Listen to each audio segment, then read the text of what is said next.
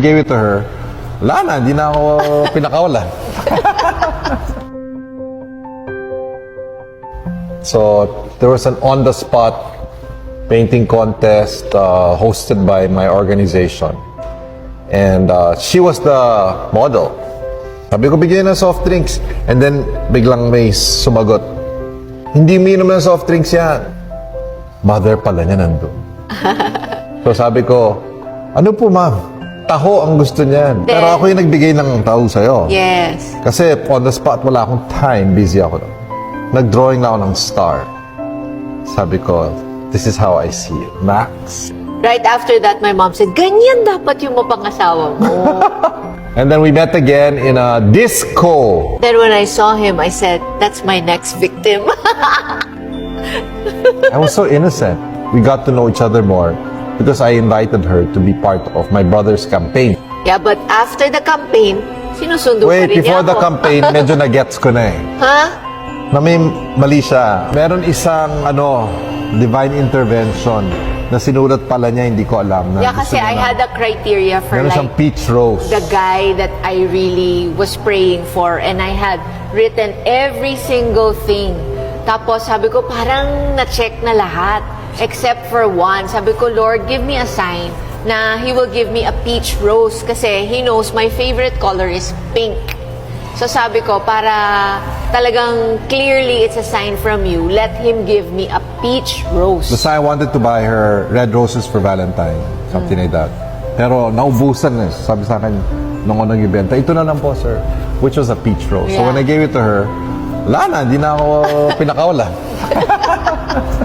I wanted to end up with someone forever. I didn't want anybody na just to go out with. I wanted something stable who will raise my family together, you know.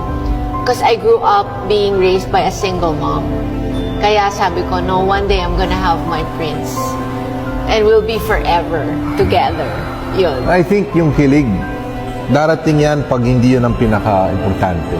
Na alam mong hindi kayo parating kikiligin, mas may chance ang kikiligin kayo. Because when kilig becomes a demand, an Oh, expectation, oh my gosh.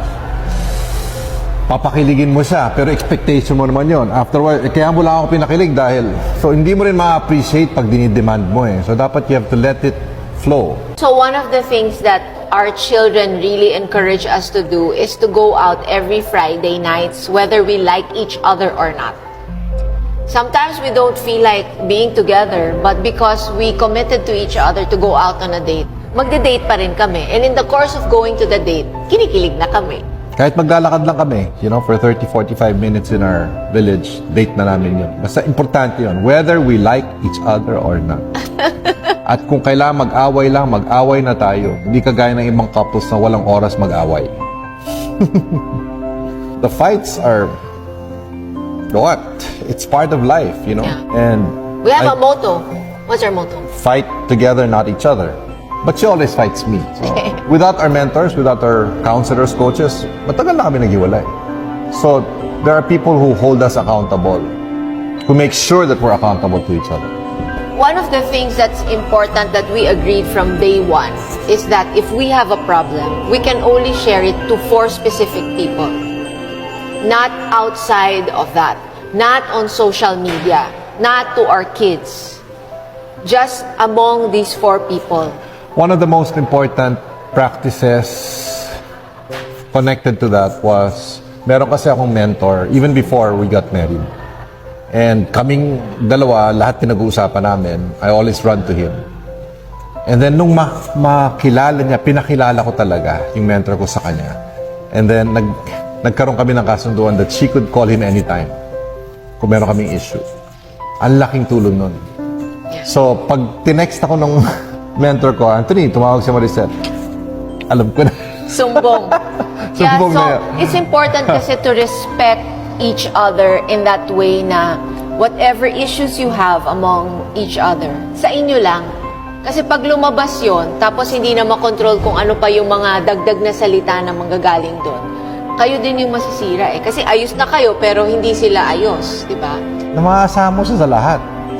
Not just me, but my kids. We all run to mom. She's a reliable partner. And that has really encouraged me through the years. For me, I'm grateful to have a husband who is very secure with himself. Kasi when Anthony and I got married, I was at the top of my career. And hindi yun yung naging issue sa kanya. Si Anthony is, "Han, you can be more." He's my number one supporter, cheerleader. He's my number one fan. I want to say thank you because of you. Sabi ko nga, wala ako sa kalahati kung sino ako kung wala ka sa buhay ko. You are a gift from the Lord and I appreciate that gift every day of my life. And I know that if I hold on to that, the best is yet to come for us. For our marriage, for our relationship with each other, for our family. So maraming salamat.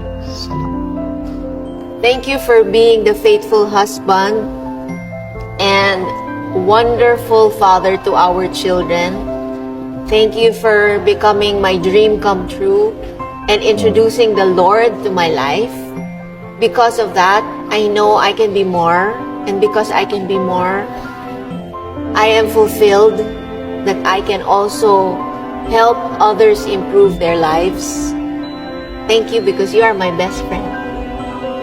You're welcome.